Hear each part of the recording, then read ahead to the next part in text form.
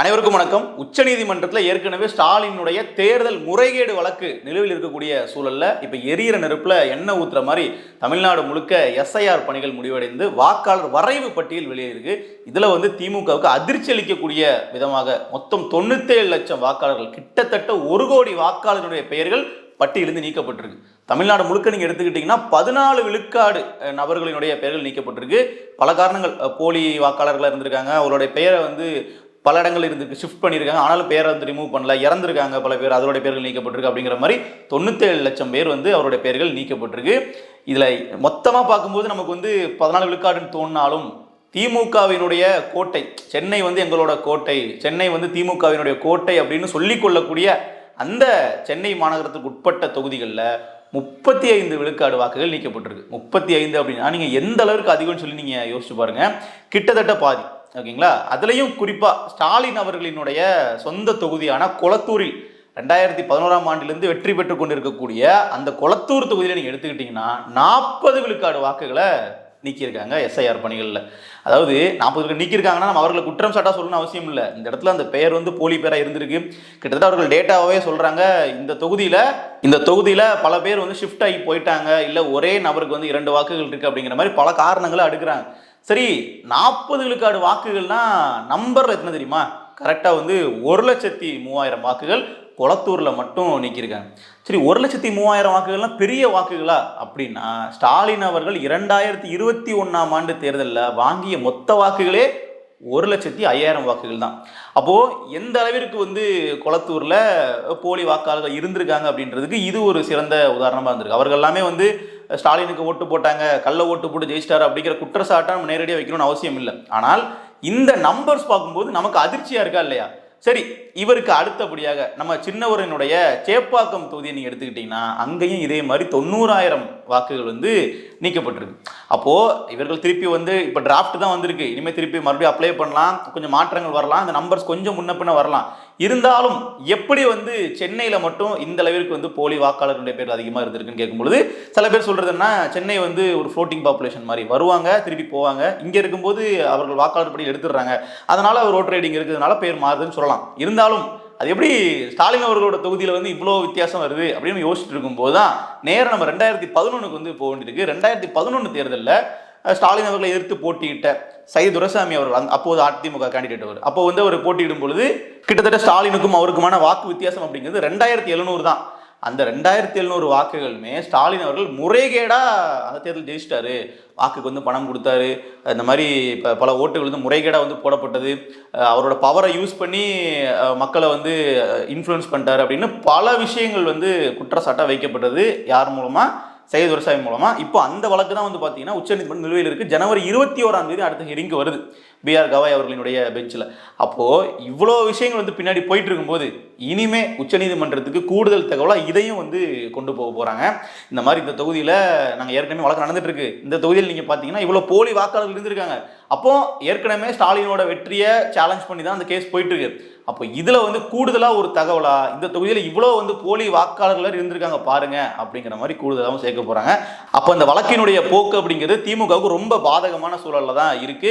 காரணம், ஏற்கனவே ஜனவரி 21க்கு அடுத்த ஹியரிங் வருது அப்படிங்கும் போதே தேர்தல் குறித்து ஒரு பரபரப்பான காலகட்டமா இருக்கும். ஸ்டாலின் அவர்கள் 2026ஆம் ஆண்டு தேர்தலில் போட்டியிடக்கூட முடியாது அந்த வழக்குல ஸ்டாலினோட வெற்றி செல்லாதுன்னு சொல்லிட்டாங்கன்னா அப்படிங்கிற அளவுக்கு அது ஒரு மிகப்பெரிய பிரச்சனை. ஆனால் அது குறித்து ஊடகங்கள் எதுவும் பேசல அப்படின்னாலும் நாளைக்கு உச்சநீதிமன்றத்தில் இது மாதிரி ஒரு தீர்ப்பு வந்தால், இன்றைக்கு இந்த ஆதாரங்களையும் எடுத்துக்கொண்டு உச்சநீதிமன்றம் பரிசீலித்து ஒரு தீர்ப்பை வழங்கினாங்கன்னா அடுத்த இருக்கக்கூடிய 2-3 மாதங்கள்ல இவர்கள் திருப்பி என்ன பண்ணாலும் நிச்சயமா ஸ்டாலினை போட்டியிட வைக்க முடியாது. அது ஒட்டுமொத்த திமுகவுக்கும் ஒரு மிகப்பெரிய பின்னடைவாக இருக்கும். சட்ட ரீதியில் அதற்கான வாய்ப்புகளும் இருக்கிறதா சொல்றாங்க. அது சாதாரணமான வழக்கே இல்லை.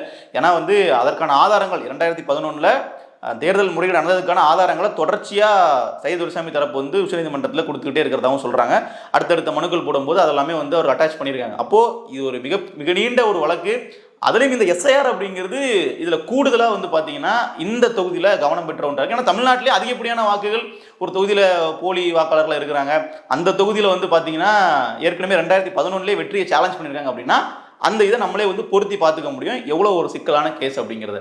அதே மாதிரி இந்த எஸ்ஐஆருக்கு அப்புறமா தமிழ்நாட்டினுடைய அந்த ஒரு ஓட்டிங் பேட்டர்னே கொஞ்சம் மாறிடுச்சுன்னு நம்ம சொல்லலாம். காரணம் தமிழ்நாட்டு வாக்காளர் பட்டியலில் ஆண்கள் வந்து குறைவாகவும் பெண்கள் அதிகமாக வந்து இது வரைக்கும் இருந்துட்டு இருந்தாங்க. மொத்தம் வந்து 6.5 கோடி வாக்காளர்கள் தமிழ்நாட்டில் இருக்கும் பொழுது 3.25 கோடி கிட்ட வந்து பார்த்தீங்கன்னா பெண்கள், அப்புறம் வந்து அதற்கு பின்னாடி கிட்டத்தட்ட ஒரு 10 லட்சம் 15 லட்சம் குறைவாக தான் ஆண்கள் இருந்தாங்க. ஆனால் இப்போ வந்து பார்த்தீங்கன்னா ஆண்கள் அதிகமாக இருக்காங்க, பெண்கள் வந்து கம்மியாக இருக்காங்க. இதில் முதல்ல பீகார் அந்த முடிவு வெளியாடின உடனே பீகாரில் 47 லட்சம் வாக்காளர்களை தூக்கிட்டாங்க, ஒட்டு மொத்தமாக வந்து பீகார் அரசியலே மாறிடுச்சு அப்படிங்கிற மாதிரி பெரிய பேச்சுகள் எடுபட்டுச்சு.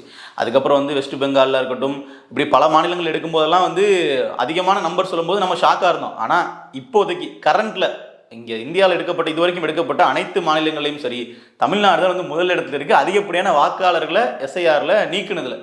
நம்ம மறுபடியும் வந்து சென்னைக்கு வந்தோம் அப்படின்னா, இந்த சென்னைக்கு உட்பட்ட ஜோனில் இருக்கு இல்லையா, கிட்டத்தட்ட 22 தொகுதிகள் வந்து இருக்குது. இந்த 22 தொகுதிகள் தான் திமுக வந்து எங்களுடைய கோட்டை அப்படின்னு சொல்லிட்டு இருக்காங்க. இப்போ அந்த கோட்டையில் தான் ஒரு பெரிய ஓட்டையே விழுந்திருக்கு. அதில் 40 லட்சம் வாக்குகள் இது வரைக்கும் இருந்த இடத்துல இப்போ வந்து பார்த்தீங்கன்னா கிட்டத்தட்ட 26 லட்சம் வாக்குகள் தான் இருக்குது.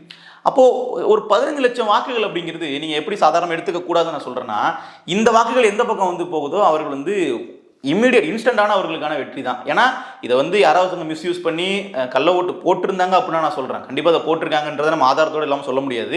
ஆனால் அதற்கான பாசிபிலிட்டிஸ் இருக்குது அப்படிங்கிறத இதில் இருக்கிற அந்த ஒரு சின்ன விஷயமே.